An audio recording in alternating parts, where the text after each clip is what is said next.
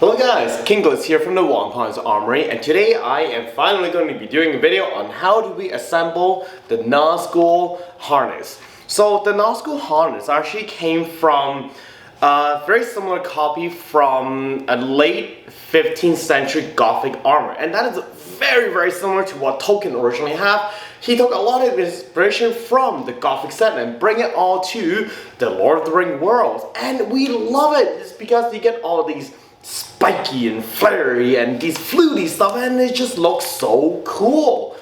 And the good thing is that it's a very skinny taper armor. We have to remember, armors are very skinny taper to our actual human body. Historically, that's exactly what they should be. My fighting harness, I keep it as close as to my body as possible. If not, it's not going to function. Or at least you're just going to carry too much weight. So first and foremost is that here's a couple of 5 very simple questions that I want to address. Number 1 is, what is the fabric that you wear? Ironically, the fabric that I wear is actually my black cardigan that you see. It's my everyday cardigan, and I wear one in the back and one in the front to cover my face. The one that's going to be my face, it's a very thin hood one that goes over. It's my summer cardigan. And aside from that, I also made tunics. So these are just very simple black fabric. I use a black linen weave, and I made a tabarb. A tabarb is going to be a front and a back. Guys, it's a piece of rectangle fabric that has 3 holes cut into it. You throw this over, and that's what you're gonna get. And that's how you get the nice flowiness to it. There's 2 layers of these. One that has a slit in the front to get that nice flowiness, and one is a full-on tabarb. That's number 1. Number 2, what material should I be using? Well, I actually use plastic, and these are, so if you look at the inside, they're all blue. The reason why they're blue is because, well, these are actually garden pots. If you go down my a couple of my feeds later on, you're gonna see a bunch of armor that's in blue because these are recycled plastic garden pots that I found in a garden center. You can use these, you can use Home Depot bucket, and the favorite part is that I actually used yogurt cup. Back then when I was doing these, I was eating a lot of yogurt and I didn't want to throw them up, so I used the yogurt cup. I cut the rim, cut the bottom, take just the sleeve liner, cut it in half, and I make little finger tabs. And they were great because they're cheap and I have so many of them. And next, so aside from that, can we use foam? Absolutely, you can actually make all these out of foam as well. I do recommend something a little bit thinner, maybe 3mm EVA foam. 1mm is a little bit too thin just because it doesn't behave like, well, solid. It is supposed to act like metal, so it needs a property that is rigid. When foam is a little bit too soft, it just doesn't look right. So you want to use something a little bit different. You could use Worbla as well. I don't know what people use for 3D printing, so I cannot comment about that. But not least, it's most likely going to be some sort of thin, hard, stiff plastic that you can easily bend, and one that is not going to make it too sharp, because this is going to go right on your body. And next is, what am I going to expect to get from the digital copy that you're going to have? I should actually answer this first. So, I'm a very medieval kind of guy, and I do things very analog. So, you're going to get essentially the scan that you're getting. It comes from this exact same little kids booklet. It's 18 inches by 24 inches, 18 by 24. And what I've done is that before I assemble any of these parts, and after trying it many times, I flattened them out, and then I would actually trace them all across the paper. And we're gonna see several different things. We're gonna see many of the parts that says, example, L8, L8B, L9, L9B, L10, L10B. So what does it really mean? Well, it goes in a sequential order. So we're going to be starting at the very beginning, and we're going to have all the way to L1. L1 is going to be your very first component, and that is going to be the part that you start with the first. So I'm going to show you something on the leg. So the legs is actually a lot easier because I actually numbered them myself. And we're gonna see that, R1. R1 mostly just stands for right leg, 1. And then it goes to 2, goes to 3, goes to 4, goes to 5. So usually the one that is of lower number is gonna be one on the bottom base, and you build on the next one. So bottom base, next one goes on, number 2, number 3, number 4, and it goes on like roof, kind of like a shingle panel is what it is. And then you just want to follow that sequence. Now, you're going to see also then what is number 8B and 8, just standard 8. Well, there are some parts that we're going to see on the arms, especially like this part, like on the wrist. That's called the B part. So the bottom part is the lower part. You're going to put the higher number part over the B part, and then the left one, and then the 9 would go over that. It does get pretty confusing. But historically, that's kind of how they do it, so I just kind of followed it. And when there are moments when you see that times 3, times 7, times 5, well, those are pretty explanatory. These are finger lames. Finger lames are going to be the low finger parts that make up all these components. So there's a lot of cutting on these ones. And yes, finger lames do have a lot of pieces. And I'm going to show you, and sometimes you may see that what are LG1, LG2, LG3, if there's L already. Well, the L is going to be for your van braces part, so that's why you have L1, and then so on. And then there's the L13, which is this guy right here. But in any case, LG just means that left glove 1, left glove 2, left glove 3. I should really name it better, to be honest, but at that point it makes sense to me. But yeah, I made this template just for funsies. I didn't expect so many people to buy it. I'm very, very thankful that you guys are. And you guys are really enjoying these things. I'm just so thankful for it. So, moving on. So, next part, what exactly are we going to get into? So, we got into what do you get? How do you fasten these together? What do you get? Fabric that you wear, material that you're using, and how to read the drawing, which can get a little bit confusing, and I'll get to that in a bit. But next part is going to be what exactly am I going to be fastening these items with, and that is when I use these little guys. There are two main type of fastener. There are going to be the letter fastener. These are letter rivets, so you have a male and female.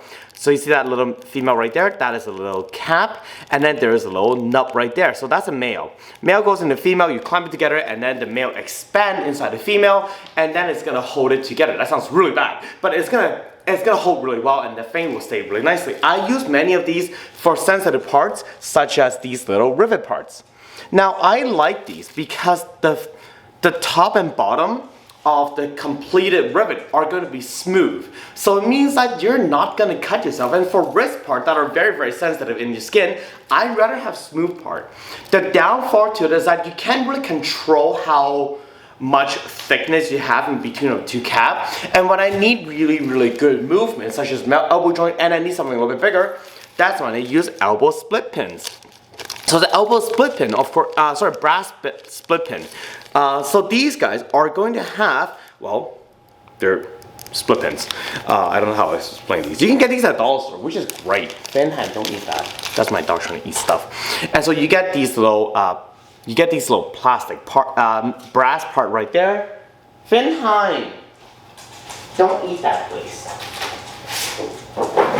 Okay, and then what happens is that the good thing about these is that you can open and expand these as much as you can, as you want, and whenever you need, let's say if I need 3mm, then I wait into 3mm, bend it over, and so that creates that lock. And so for these parts right here, as you can see, some of them it's already having that brass pin look. Then I can easily control how thick how long that, as per se, inside tail is. But let's just say, why can't I just do everything in brass pin?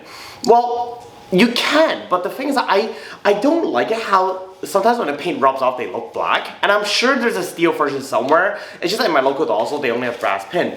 And the major issue is that they have little tails like that. Some brass pin, I think they're actually more steel and stuff, other things into it. So then they have these little tails. And you should really glue them down. If you don't glue them down, these tails will shank you. And they do hurt quite a bit, and it's really annoying. And of course with the letter rivet, if you can just use them, clamp it off, that would be ideal. It's fantastic. So yeah, ideally you want the armor to be as tight as to you as possible. And the other little extra part is that you may want to get yourself some leather strap or leather strap, whatever you have in hand. They are going to form the actual strapping mechanism where it's going to be in a historical armor. It's going to be, well, there. So in the gauntlet itself, The reason why I designed the gauntlet the way it is because it's the most taper way of, well, copying a human silhouette. And also, it is exactly the same method as what a real life medieval gauntlet is going to be like. Sorry, Renaissance gauntlet is going to be like. We're going to see a lot of these lame tabs that are going to be overlapping each other. So once again, following that roof shingles kind of effect, and your hand should bend perfectly. So of course, this is an actual stainless steel one. It's really, really heavy. But the idea is that we want to copy this motion where after you wear it, it's as smooth as you can have it. It shouldn't hinder you to do anything at all. And maybe aside from using your phone because you're wearing a glove. So those guys are going to be one of the major questions people have about gauntlets, because it does get pretty confusing to wear, is how do you put these finger tap into your actual, well, gauntlet? So the thing is that historically, these finger lames are actually sewn or either buckled onto a strip of leather that gets sewn onto the actual glove himself. There's a bit of work to that, to be honest. So I went on a bit on an easy way, just because I'm not going to be fighting in my Nazgul Isildur cosplay, because that's kind of weird. I have actually foam sword fought in it, which is kind of fun. It was really comfy.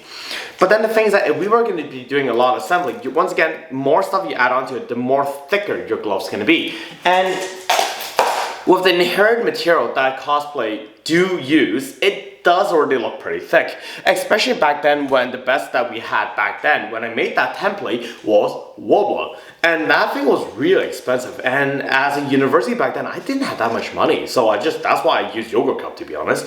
And so on the actual finger gauntlets, on the Isildur armor, is that if you can squeeze these fingers as tight as you can, so that you get a more better silhouette shape. You can get this by heating it up with a heat gun. I don't know if you can use a hair dryer on these, but a heat gun works certainly really well. You want to get it curving around your finger as much as you can. I haven't done anything to this, and it did kind of bounce back to the original form. So what happened is, on these ones, every single one of these tab, which is the 7 tab that I make you do. By the way, there's 7 on these guys, so those are for the middle, 2 or 3 for the pinky, and then all these last one there's 5 of them in each, because these are our fingers. So they are actually sewn onto the glove. Come on, camera, I probably need better lighting on this. Anyways, so we can see there's like sewing marks right here.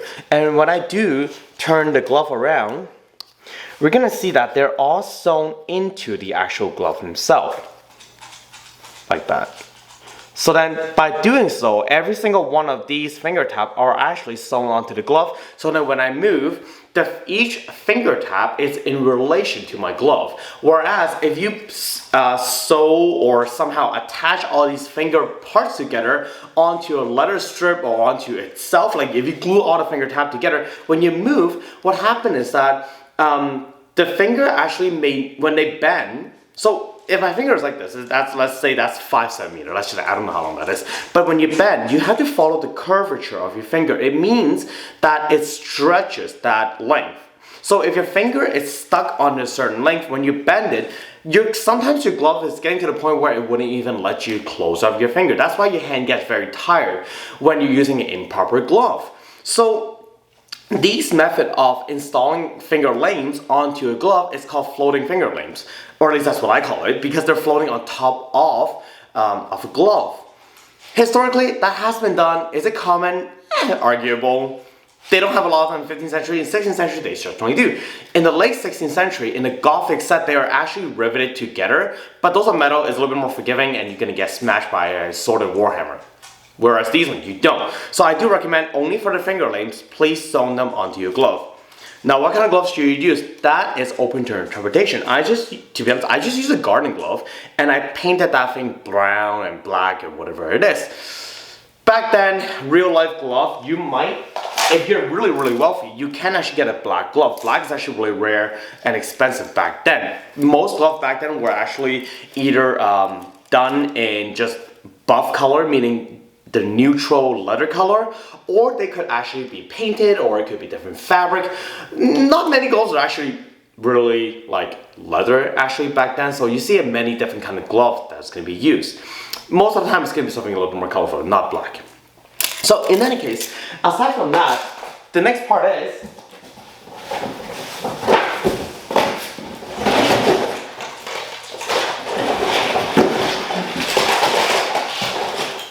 the next and most kind of difficult part. This is getting a little bit wrinkled. The most hardest part to actually put together, where most of you may have a struggle point on, it's going to be the mask itself. The reason why the mask is very complicated, even when I was making it, I had trouble making it as well, just because there's a lot of pieces when you look at a game and even dissecting the actual game model, they just kind of all stuck together in a way that is just kind of impossible to build unless it's either welded together or they were metal carved in, meaning that there's many pieces that goes up and down, and it just kind of makes no sense. So for me to put this together, even after I cut everything out, I spent a good day just trying to figure out what part goes where. So you're gonna see a lot of the parts in the mask, which I'm gonna flip to that page because I don't have the digital copy with me. It's funny, I actually don't like digital copies for a lot of things, but the easiest way for me to send things to people is actually digital copy. By the way, for those who actually watch this video and remember, send me a comment, send me a link, you know where to find me if you purchased one already.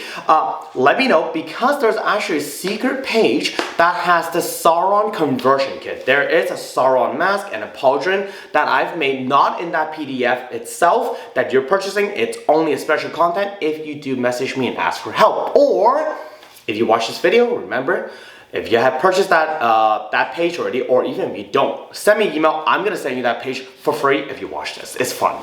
In any case, that's a very, if you want a little sample, I would encourage just to ask for it anyway, from me of course. If you get that, then what happens is that you can get a little sample of what it's like to build one of these. If you get that sample and you like it, then buy the rest of the kit so you can build the entire Sauron set. The only thing that does not come with this armor is going to be the chest piece. The chest piece, because it's all hidden by fabric anyway, and this armor, I designed it to be as comfortable as I can for any con. It's my everyday go-to-wear con armor for, I'm just gonna go chill at a con, that's what I'm gonna wear. That's what it is. So I only built as much as I need for a demonstration. I didn't build every single part that it needs to have. But by and large, most of the parts are there for an entire suit of armor, except for the cuirass. Cuirass is gonna be the chest plate. Okay, moving on forward. Sorry, chest plate and the tasset. There's no tasset on this thing as well. Tasset is the thigh piece. Okay, so this is where it gets really interesting. So that is going to be the Nazgul Isildur mask. And we're gonna see a lot of little pieces like that. Now, very critically, here's where it gets really important. So I'm gonna focus on this one right here. So that says CB1, and then it goes in CB1, and then it's going to CBT, and then it can sometimes go to DT1. So how do we read this? That it's going to be plate number C, that it's, CB just means C bottom, number one, and CB just means C bottom top. Because eventually the CBT will eventually lead into a part that goes into the B's. So once again, remember, ABCD, so you want to follow that. I don't know why I did a 1, 2, 3, to be honest. So that little earpiece right here, it's that little piece right here. So you see how there's a complete trace over for the two? So you see, so meaning that this part and this part are going to be together. So you see how there's 1 rivet, 2 rivet, 3 rivet. Also 1 rivet, 2 rivet, 3 rivet. Because that's this one gear right here. The biggest piece that I have on the side right here, it's that right piece right here. And this little piece right here is that little piece right here. And you see how it's 1 rivet, 2 rivet, 3 rivet. So that's exactly how we put it together. So that goes with this. If you guys want a more detailed photo of the mask, please let me know. If not, my Instagram do have close-up of this as well. But if you want a better instructions, please let me know. For this, I highly recommend starting with the most bottom part, which is going to be the faceplate. The faceplate is going to be this plate right here. He looks really, really derpy right now. It makes more sense afterward. So after you have this, I highly encourage you to use this and build on top of it, because this would lead you to number D part, number E part, and then it leads, and then from here, this is where conundrum comes into. These connection pieces right here, this is the most difficult part. So be very extra careful on doing these, and then once you finish the D and these B and E parts, the C makes a lot more sense. I have to say, start with the faceplates first, and then put together these guys, and then in the middle you can kind of figure it out. The wings is the part that gets a little bit weird. Why is it so complicated? It's because of the faceplate connections. We're gonna see that in this, in the actual mask itself. They try to make it so that there's actually no way of seeing through it aside from these grill slits. They actually look like that, just like that. Like it's a solid piece of just grill marks. So it's like, how are you gonna look through these? Well, that's the point. They're Nazgul. They don't see, so they're like this. To be honest, even after so long, I know that they're dead kings and all that, and they're corrupted men. They're like these gaseous stuff that could still be stabbed, but it's weird.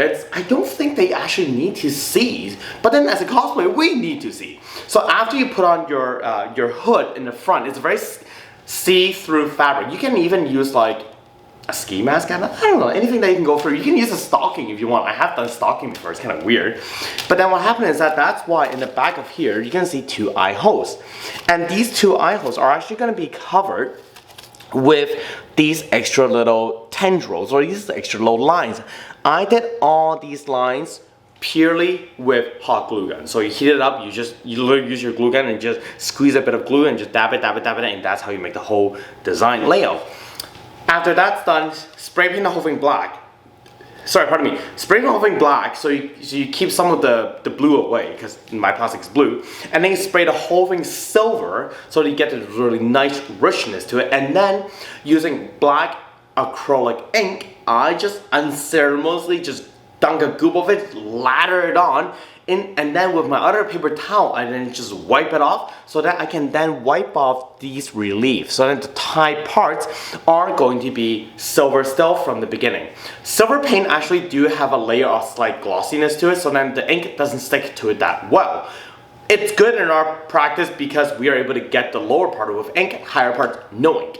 Now you're gonna see that after you do this, it's gonna get pretty weird. It's just black and silver. It doesn't look cool.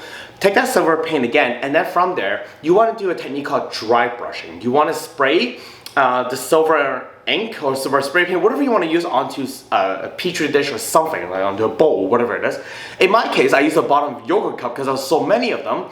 Spray in there, take your brush, dip it in there, and then take that. I know it's a waste of paint. Take that and then brush it onto some paper first to get rid of a lot of the ink. I know it sounds wasteful, but then from there, then you want to just lightly go through these. Like with a paint, just lightly go through these, so you get those sharp, like scratch metal effect.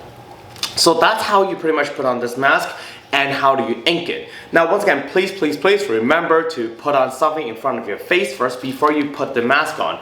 There is a lot of sharp little parts by design because, well, the fashion of the Nazgul and how Mordor does their craftsmanship is that they are really good crafter. Their aesthetic choices are kind of pretty. They just have a different kind of aesthetics. But it means that it leads into design features and aesthetics that it's a little bit sharp. By feature, they're sharp and pointy, so it's good for getting away your enemy, I guess. But by aesthetics, they're not really for human use. So aside from that, I just got extra plastic pieces. So I made a cage. This actually goes over like the crown of my head, above my ear. If it does scratch your ear, even if you have your fabric on, put a bit of glue or leather or whatever so they rest in the ear like a glasses, not that painful. The one on top is just to hold it on top right here, so that if I were to really put it in, of course the other way around, but I'm just trying to show you the mechanism right now. It actually goes like that. Goes like that. See, right? So it goes over and it goes this, and you want to push it down. And then after that, I lock it in with another buckle strap. And you can get these buckle strap in Home Depot, Canadian Tire, Walmart, anywhere you want. I bought so many of these in eBay because they're like 10 bucks for 100, and I still have many of these for many use. So that's pretty much how you strap it in. So aside from that, the very last part. The very last part that can get confusing is going to be your sabaton. Sabaton is going to be your leg harness. This is what goes over your feet. Mine's completely flattened by now. It's in the box for so many years. But of course, they are supposed to look like that. They are essentially a shoe. They only have the front piece. They do not have a back piece. Just because one, you don't see it, and technically second, do all sabaton have back? No, they don't always have back. They just need a front plate coverage. Is it better to have a back? Yes, but here's the thing, when you have a back piece, when you're trying to step backward, the back plate can actually hit the ground and you actually will fall over if it's a real piece of metal.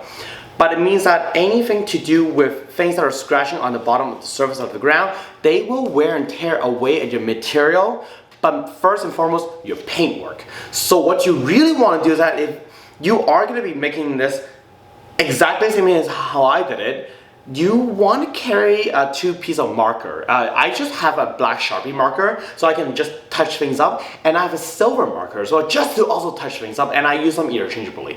And it works just fine, but it's also because I use the blue and it shows a lot of photos, so I just do myself a little touch up before I get, well, photographed, right? So what do you do then? You can put this over any shoe that you like. It's very flexible, you can do whatever you want with it. And if your feet is ever longer, I highly recommend either you make these, well, piece longer, or copy one more piece, add one more layman to it, and then instantly make it a lot more longer. My foot size is 9.5, so many of you may actually be similar, but if you're, for example, let's say 12 or even 13 size, you may want to make this one more part longer. You could also copy the toe piece and then extend the toe piece, but then of course cut out one of the toes and then you extend it from the toe piece itself.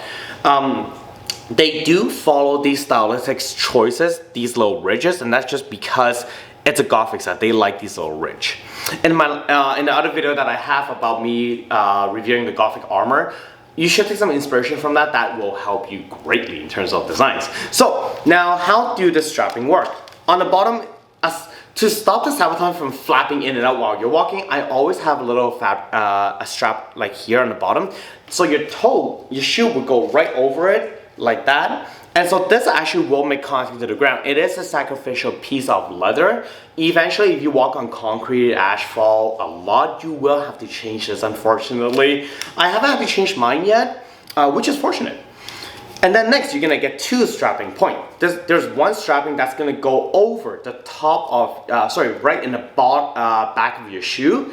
And then this one goes over the bottom of it. Now this one, actually, let me grab my shoe. So I actually don't have my the shoe that I've worn with these. Those are actually a pair of Harley Davidson. They're long gone by now. Anyways, when the sabaton goes over like that, of course, this is my 17th century reproduction of a riding boot. So they are actually very similar to what they should have been wearing back then. That's the 17th century, but in 15th, 16th century, they do have a similar shoe kind of setup. They have turn shoe, but close enough. We get the point. Anyways, so this little strap right on the toe goes over that, and then this part, this one right here, the one that's going to be sitting here, will be going over the back exactly like a stirrup. So that's a stirrup that you kick horse with.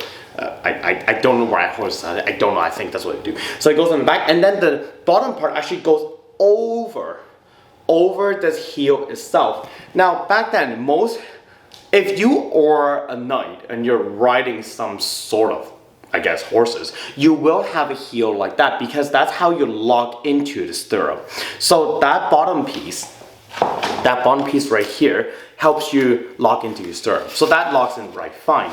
And the only challenging part about these guys is the connection between the greaves. So that's the entire leg system. We have the crease is going to be a thigh guard. We have the palming, which is going to be the knee guard, and then we have the greave. The greave is what's going to be covering your shins. This is only a half leg harness. It means that it only covers the front half of your leg. So then if I were to stand back and put this on, it only covers front half of my leg. It doesn't cover it. It doesn't cover it entirely. One is because for show, and second so you can sit down and not crush your material. But then once this goes on, how this actually sits is that the greave actually have these extended parts that covers your the side of your ankle, and so this sits more or less like that. So that pretty much formed the whole entire leg. Sometimes you will find that this pops out and just kind of gets stuck on the, like this pops out and gets stuck. Then what you can do is you can put a tape, just a strip of tape right in the between of these two plates, and that stops it from happening, but it still allows you to have movement. Well, in any case, so thank you again, guys, for watching this video. I'm so sorry it took me so long to make this. Many of you has asked me all these questions, and I do hope that in this 20-30 minute video, it helps you greatly in terms of how do you put this thing together.